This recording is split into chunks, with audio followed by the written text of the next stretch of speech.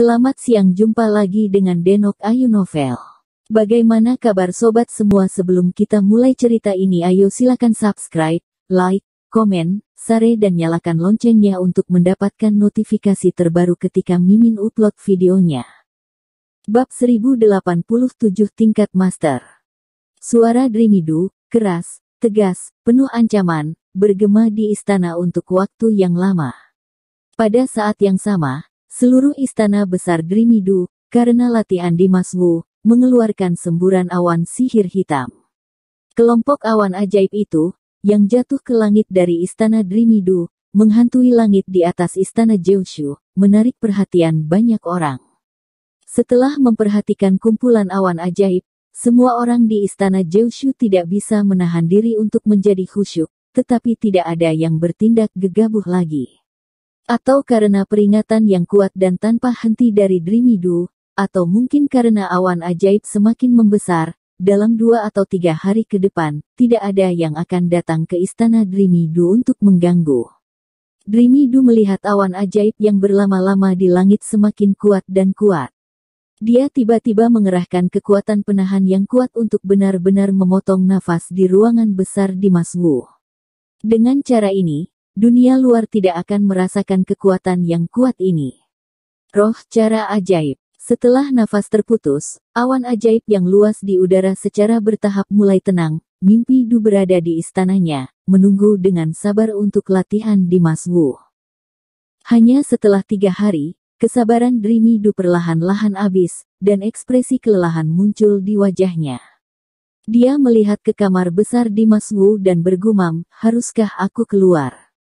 Begitu suaranya keluar, ruangan besar tempat di Maswu berada, tiba-tiba terdengar suara yang jelas. Suara itu seperti tetesan yang mengalir perlahan, lembut tapi kuat. Setelah mendengar ini, wajah lelah Dreamidu tiba-tiba menjadi terang. Gemuruh. Lambat laun, suaranya menjadi semakin keras, dan suara anak sungai yang kecil itu langsung berubah menjadi raungan, samar-samar dengan suara angin dan guntur yang menakutkan, seolah-olah itu telah menyebabkan angin kencang dan guntur, dan dunia seolah meletus, seolah-olah memecahkan ruang. Di ruangan besar tempat di Maswu berada, cahaya merah terang seperti darah muncul, menyilaukan. Hati Dreamidu melonjak sedikit.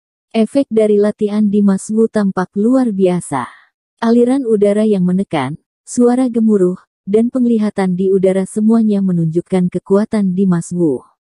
Dia menemukan yang satu ini, sepertinya masih ada banyak potensi yang bisa dia gali, dan wajahnya dipenuhi dengan senyuman yang memuaskan. Suara keras itu terus berlanjut untuk waktu yang lama, dan ruangan besar di Maswu sepertinya bertiup dengan angin kencang, hujan deras, dan gelombang deras menyapu itu. Baru pada malam hari ketika desiran angin dan guntur dari ruangan besar mereda sedikit.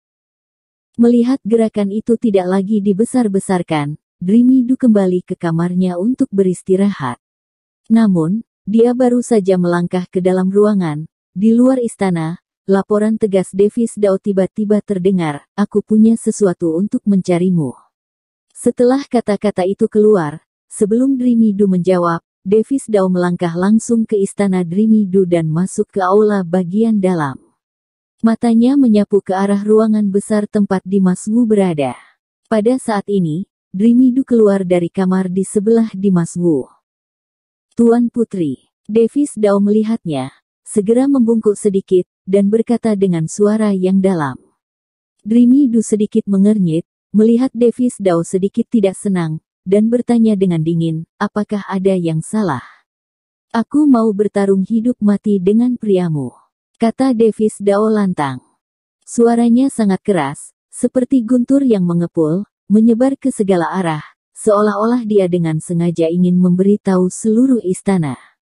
Pertarungan hidup dan mati, seperti namanya, menang atau kalah adalah hidup dan mati. Begitu pertempuran dimulai, tidak ada akhir dari kematian.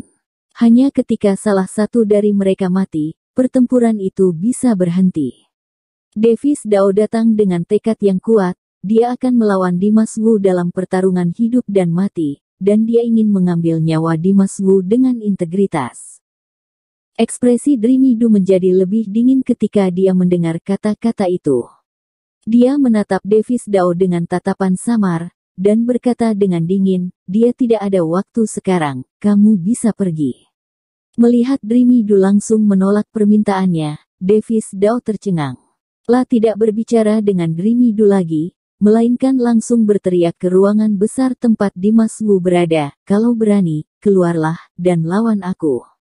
Kekasaran Davis Dao membuat Dreamy Do tak tertahankan, kilatan tajam melintas di matanya, dan tangannya perlahan terangkat, dia akan menyerang Davis Dao. Tetapi pada saat ini, sekelompok sosok tiba-tiba muncul, menghalangi di depan Dreamy Do. Ini adalah orang keluarga Dao yang dikepalai oleh John Dao.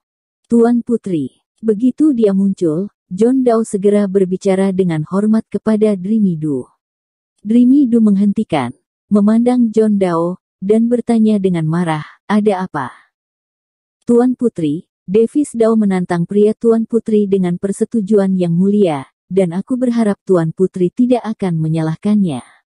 Wajah John Dao tenang, dan dia berkata dengan keras, keluar. Dreamy Do berteriak begitu saja. Kata ini sudah menunjukkan sikap Dreamy Do, dia sama sekali tidak menunjukkan wajah kepada siapapun, yang membuat wajah John Dao berubah, dan ada jejak amarah di matanya. Davis Dao tidak menghiraukan percakapan ayahnya dengan Dreamy Do. Melihat kamar Dimas Wu belum merespon, ia langsung berteriak, kenapa kamu tidak berani keluar untuk bertarung? Apa kamu pengecut? Ketika Dreamy Do mendengar kata-kata tersebut, amarahnya langsung menyembur. Dia berjanji pada Dimas Wu bahwa dia tidak akan membiarkan siapapun mengganggu latihannya. Lalu dia berteriak, aku menyuruhmu pergi, apa kamu tidak dengar?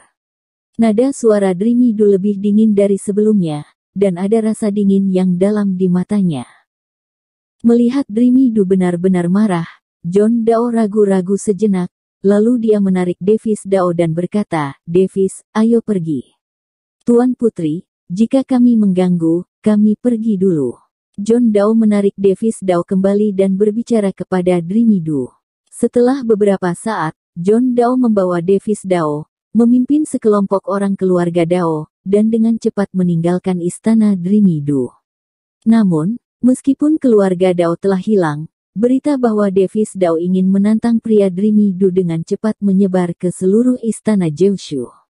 Istana Jiushu yang besar telah mendiskusikan masalah ini di mana-mana.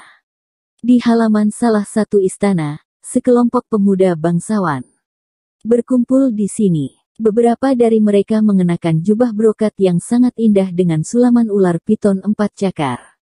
Mereka adalah pangeran istana Jiushu. Mereka dan beberapa anak-anak para bangsawan mengobrol di paviliun. Pangeran ketiga, aku mendengar bahwa Dreamy Do menolak tantangan Davis Dao. Adegan pada saat itu sangat memalukan. Salah satu anak bangsawan tersenyum pada pangeran ketiga dan berkata. Pangeran ketiga tersenyum dingin, dan berkata dengan jijik, Dreamy Do benar-benar mati. Di istana ini, tidak banyak orang di sisinya. Sekarang dia benar-benar menyinggung keluarga Dao, yang selalu mendukungnya, dan itu semua demi pria asing, ini sangat bodoh. Beginilah wanita, akhirnya tidak bisa menjadi apa-apa, hanya ada perasaan di hati mereka. Lanjut pangeran berkulit putih lainnya. Ekspresi beberapa orang sangat memuaskan, mengenai urusan Dreamy Do, mereka hanya melihat lelucon dengan dingin. Keluarga Dao, di istana Jiushu, bisa dibilang sebagai sebuah keluarga besar dengan status yang tinggi. Davis Dao tidak bisa menelan amarah ini, ditambah dengan dorongan dari pangeran dan putri lainnya, dia melamar Trevor Du untuk bertempur hidup dan mati dengan Dimas Wu. Trevor Du tidak menyukai Dimas Wu sebagai orang luar, dan dia juga ingin melihat seperti apa Dimas Wu itu, oleh karena itu, menghadapi permintaan Davis Dao, dia hampir tidak memikirkannya. Bersambung. Terima kasih kepada kalian yang telah menonton video ini. Jangan lupa tekan tombol subscribe-nya dan nyalakan notifikasinya untuk mendapatkan video-video seru lainnya dari Denok Ayu Novel.